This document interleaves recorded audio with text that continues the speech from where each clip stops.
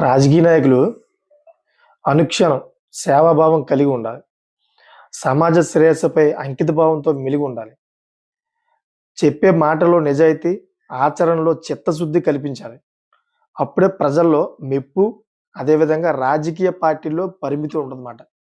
ఇందుకు భిన్నంగా వ్యవహరిస్తే అంతే స్పీడ్‌గా తిరోగమనం చూడాల్సి వస్తుందన్నమాట.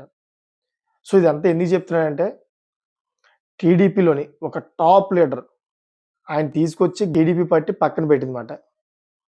ఆయన పరిస్థితి ఎలా ఉందంటే పనికిరాని గడ్డిపోసలాగా తీసి పక్కన పడేయడం వల్ల అటు టీడీపీ గాని, ఇటు జనసేన గాని, ఇటు వైసీపీ గాని ఎవరు కూడా పట్టించుకోవట్ల. నియోజకవర్గం ప్రజలు కూడా అతన్ని చూడట్లేదు. మొఖం కూడా చాటేస్తున్నారు. ఆయనే టీడీపీ నేత శ్రీనివాస్ రెడ్డి తీరే ఇందుకు ప్రత్యక్ష ఉదాహరణ. సో, వాసు వ్యవహారశైలిలో విసిగిపోయిన టీడీపీ అధిష్టానం తాజాగా జిల్లా బాధ్యతల నుంచి తప్పించింది. జిల్లా తెలుగుదేశం పార్టీలో రెడ్డెప్ప గారి Srinivas Reddy king pin party యావత్తు తన చుట్టే తిరిగేది. సో, నియోజకవర్గంలో తాను సూచించేదే ఫైనల్. అటువంటి వ్యక్తి అతను. ఇది 10 ఏళ్ల క్రితం మాట.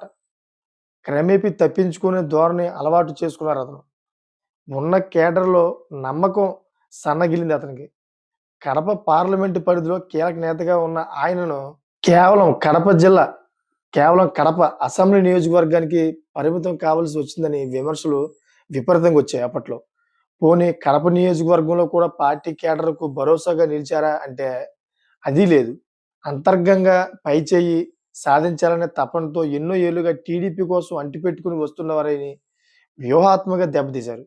సో, చివరికి కార్పొరేషన్ పాలక మండలిలో టీడీపీ పరువు నిలిపిన ఏకైక కార్పొరేటర్ ఉమాదేవి కుటుంబానికి రాజకీయంగా ముప్పు తిప్పలు పెట్టారని అతని మీద చాలా ఆరోపణలున్నాయి.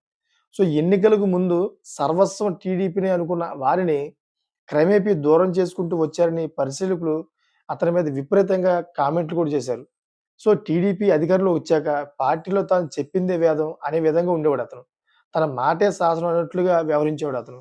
కడప గడపలో వైరి పక్షానికి చెందిన 2 బార్లు బలవంతంగా లాక్కున్న ఘటన తెరపైకి వచ్చింది ఇప్పట్లో.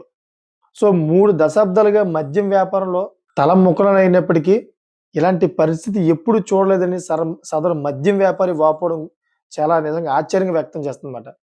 టీడీపీ కేడర్‌పై అంతర్గతంగా పైచేయి సాధించాలనే తపన ఇలాంటి దౌర్జన్యకర ఘటనలను ప్రోత్సహించేలా చేసిందని అక్కడ స్థానికులైతే చెబుతా ఉన్నారు.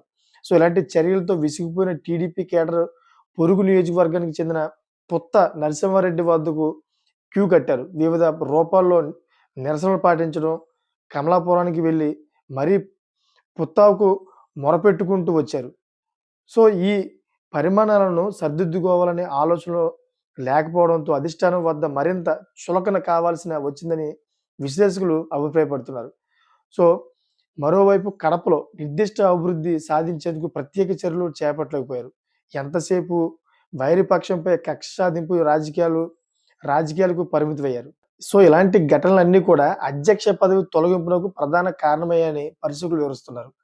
సో, కడప జిల్లా అధ్యక్షుడిగా జమ్మలమడుగు ఇన్ఛార్జి చదిపిరాల సుబ్బారెడ్డిని ఆ పార్టీ అధిష్టానం నియమించింది.